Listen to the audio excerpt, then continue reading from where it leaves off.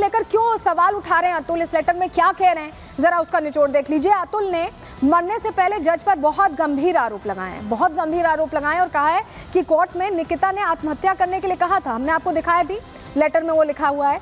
निकिता की टिप्पणी पर जज हंसती नजर आनी थी, इसे बहुत हल्के में लिया गया जज की तरफ से, ऐसा अतुल कह रहे हैं।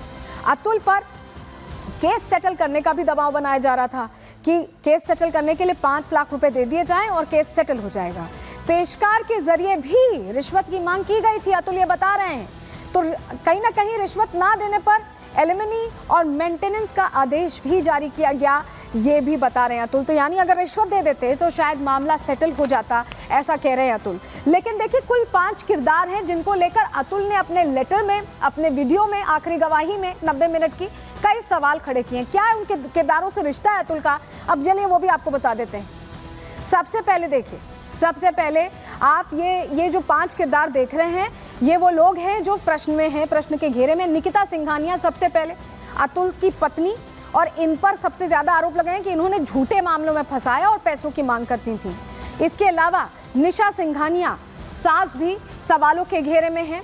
अनुराग सिंघानिया जो साले हैं अतुल के, वो भी सवालों के घेरे में, और चाचा ससुर सुशील सिंघानिया का भी नाम है। और इसके अलावा रीता कौशिक जो जज हैं, जिनके साथ बातचीत को लेकर अतुल ये कह रहे हैं कि रिश्वत अगर दे दी गई होती तो शायद मामला सेटल हो जाता। तो ये वो 5 चेहरे हैं जो अपने आप में सवालों के घेरे में हैं। लेकिन अतुल जब अपना दर्द बयां कर रहे थे तो कहीं ना कहीं वो मामले भी याद आते हैं जो अतुल जैसे ही थे, लेकिन उनकी आवाज़ शायद इतनी बुलंद नहीं हो पाई। लेकिन अब जब अतुल ने आवाज़ उठाई है तो सच्चाई सामने आ रही। रिपोर्ट देखिए। मेरा नाम अतुल सुभाष है, मैं तकरीबन 34 साल का हूँ, बेंगलोर में रहता हूँ। आज मैं सुसाइड कमिट करने जा रहा हूँ। बच्चा को इंसाफ दिला दीजिए, मेरा बच्चा सर से बिल्कुल टूट गया था। महिलाओं को इतना प्रोटेक्शन दे दिया गया है कि आज वही प्रोटेक्शन मेन को हरास कर रही हैं। एआई इंजीनियर अतुल सुभाष की हत्या के मुद्दे ने पूरे देश को झकझोर कर रख दिया है। इस सुसाइड ने जहां पैसों के लिए गिरते रिश्तों के स्तर की स्याह सच्चाई सामने ला दी है, वहीं सिस्टम में फैले भ्रष्टाचार को भी उजागर कर दिया है। इतना ही नहीं, इस खुदकुशी के बाद दहेज उत्पीड़न कानून पर सवाल खड़े हो गए हैं। इस कानून के जरिए जहां निकिता जैसी महिलाएं पुरुषों का उत्पीड़न करती हैं, वहीं कानून सख्त होने की वजह से अतुल जैसे पुरुषों को जान से हाथ धोना पड़ रहा है। अतुल का परिवार पिछले कई सालों से बहू के अत्याचारों को झेल रहा था, लेकिन बेटे की मौत ने उन्हें तोड़ कर रख दिया है। जिंदा रहते हुए अतुल अपने बेटे से नहीं मिल सका। वहीं अतुल की मां अपने बेटे को खोने के गम में बदहवास हो उठी है।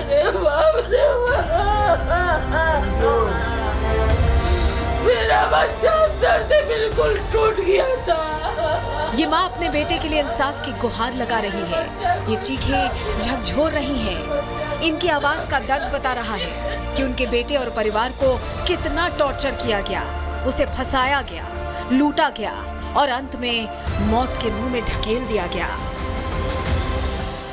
हमसे 10 बजे तक बात किया, एक दिन पहले तक कुछ नहीं बताया, कुछ नहीं बोल पाया। उसके साथ जो हुआ है ना, कानून व्यवस्था, ये अपने लोग की व्यवस्था इतनी कैसा उसको भीतर से तोड़ दिया है। निकिता और उसके परिवार ने सिर्फ अतुल को ही परेशान नहीं किया था।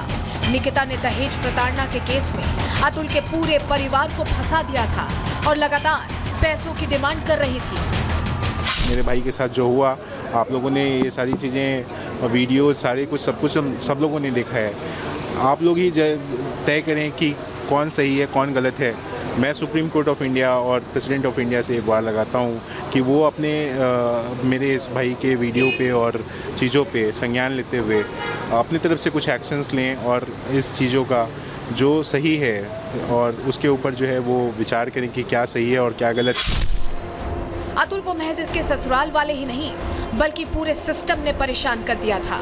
24 पन्ने के सुसाइड नोट में अतुल ने बताया कि कैसे उसे 40 बार कोर्ट बुलाया गया।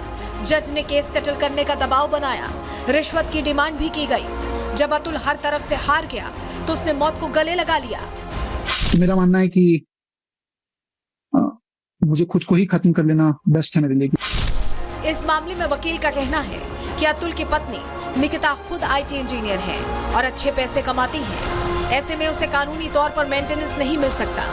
बावजूद इसके निकिता और उसका परिवार अलग अलग तरीकों से अतुल को परेशान कर रहा था।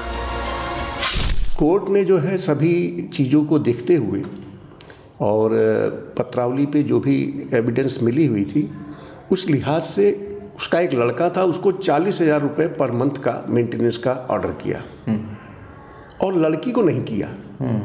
तो ये सही ऑर्डर था। भाई लड़की जब कमा रही है और अपना खर्च चलाने में सक्षम थी वो, तो उसके खिलाफ कोई ऑर्डर नहीं किया। फिलहाल अतुल के परिवार ने निकिता, उसकी मां, उसके भाई और उसके चाचा के खिलाफ केस दर्ज कराया है और पुलिस मामले की जांच में जुट गई है। लेकिन बड़ा सवाल ये है कि देश में ऐसे न जाने कितने ही अतुल मौजूद हैं जिन्हें इंसाफ का इंतजार है। Bureau report, Republic Bharat. Atul ने जाते जाते ये कहा है कि उसकी ये आखिरी उम्मीद है। अगर ये उम्मीद भी साकार नहीं हो तो किस तरह से सिस्टम से एक तरह से नाउम्मीद है अतुल, उनकी आखिरी बातों में ये समझ में आ रहा। सुनिए जरा। मेरा अस्थि विसर्जन तब तक नहीं होना चाहिए जब तक मेरे हरासर्स को पनिशमेंट नहीं मिलता, तो मेरा अस्थि विसर्जन ना हो। अगर इतने सारी चीजें, एविडेंस और सब कुछ होने के बाद भी अगर कोर्ट, ये जज और मेरे बाकी के हरासर्स को पनिशमेंट नहीं देती है और बरी कर देती है, तो मेरा जो अस्थि है वहीं कोर्ट के बाहर किसी गटर में बहा देना चाहिए। सब कुछ होने के बाद भी अगर कोर्ट, ये जज और मेरे बाकी के हरासर्स को पनिशमेंट नहीं देती है और बरी कर देती है, तो मेरा जो अस्थि है वहीं कोर्ट के बाहर किसी गटर में बहा देना चाहिए। और हमारे साथ हमारे सहयोगी अजय दुबे सीधे जुड़ रहे हैं, जो लगातार जौनपुर में उस परिवार को ट्रैक करने की कोशिश कर रहे हैं जिन पर ये इतने आरोप लगे हैं, गंभीर आरोप हैं। अजय, ये जो पूरी घटना हुई है, क्या निकिता के परिवार वाले अब कुछ कह रहे हैं या अभी भी कुछ भी कहने से बच रहे हैं? क्योंकि अतुल ने जो बोला है वो हिला देने वाला है और सभी को हैरान कर देने वाला भी। देखिए, निकिता के भाई से फोन पर अभी मेरी कुछ देर पहले ही बात हुई। ये निकिता का घर है। भाई ने बोला कि वो घर के अंदर ही मौजूद है, माँ भी उसके साथ मौजूद है और भाई ने प्रयास हम ये कर रहे हैं कि कैमरे पर बात कर सके, तो वो अपने परिवार से इस बारे में चर्चा कर रहे हैं कि क्या करना है। पर इससे पहले उन्होंने जो फ़ोन पर हमसे बात कही कि इस पूरे मामले में हम लोग निर्दोष हैं। हमारे परिवार ने इस पूरे डाइवोर्स का जो ये पूरा प्रोसेस चल रहा था उसमें बहुत कुछ फेस किया, कई तरीके की समस्याएं फेस की हैं। हमने खुद ने बहुत कुछ फेस किया है, इन चुनौतियों को फेस किया है। किन स्थितियों में ये घर 6 महीने पहले बताया जा रहा है कि यहाँ पर शिफ्ट हुए हैं, कैसे यहाँ पर शिफ्ट होना पड़ा, उन बातों को भी वो मेंशन कर रहा है। तो जो भाई है वो स्पष्ट तौर पर कह रहा है कि परिवार ने उसके खुद इस पूरे मामले में काफी कुछ फेस किया है। उसकी बहन का मेंटल हेल्थ बिगड़ा हुआ है इस पूरे मामले को चलते हुए। तो ये बातें फोन पर भाई ने उनके बताई है हमें। हम प्रयास कर रहे हैं कि कैमरे पर इंटरव्यू में उनसे बात कर सके, लेकिन प्राइमरली ये पक्ष उनकी तरफ से है। लेकिन जिस तरीके से ये घटना घटी है, ना केवल देश के अलग हिस्सों में बल्कि जौनपुर, जहां पे उस मृतक का ससुराल है, लड़की का शहर है, जो यहाँ के लोग भी इस बात को लेकर बेहद आक्रोश में है। वो कह रहे हैं कि नियम कायदों का भेजा गलत इस्तेमाल किस तरीके से एक पुरुष की जान ले लेता है, इस बात को लेकर तमाम तरीके का आक्रोश स्थानीय जौनपुर के लोगों में भी दिखाई दे रहा है। बिल्कुल, जो आप कह भी रहे हैं कि आक्रोश दिखाई दे रहा है। आपने लोगों से भी बात की, वहाँ पर आस पड़ोस के लोगों से भी, अभी हम सुनाएंगे भी दर्शकों को जो आपने भेजी है डिटेल्स।